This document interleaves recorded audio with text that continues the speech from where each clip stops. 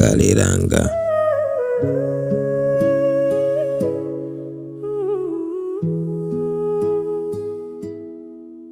Kale langa, kale langa,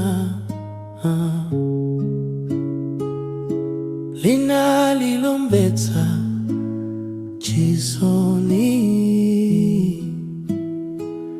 ndikaona komwe Yesu wandichotsa,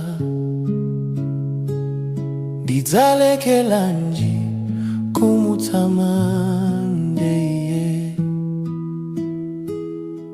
Kuona njira zomwe tadutsa, kuona bwenzi tinkacheza nawo, kuona nsomalo omwe tingapezeka, zinalizomvetsa chisoni poti. Dinalinsana welenge kale, dinalinsana mvesetse kale, ninkangoyenda muchigulugulu kale, ndinali koma silelo ai.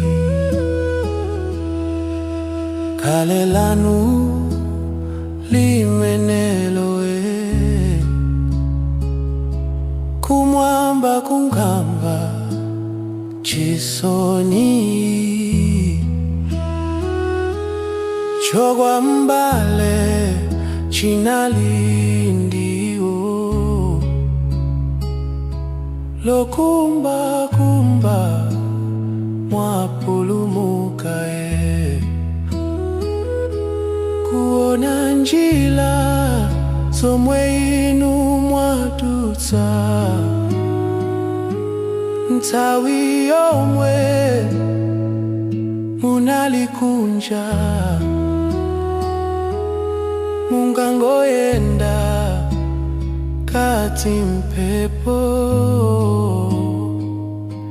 lelo limwaona ukulu wake Yesu.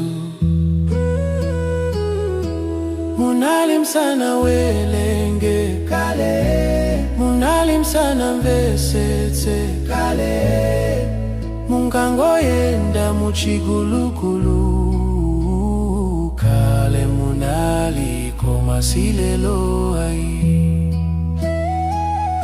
Tinalitisana welenge kale, tinalitisana mvesetse kale, tinkangoyenda muchigulugulu kale, tinali koma silelo ai.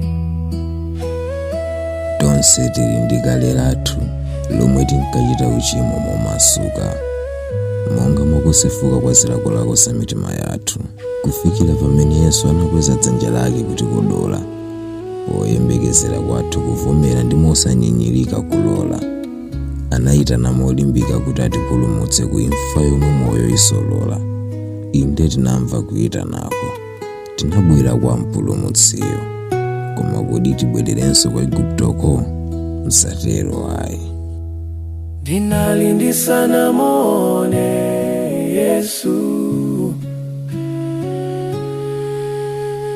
maso anga nali akhungu, ndaphunzira pa mapazi yake, wandionetsa kuipa komwe ndinali.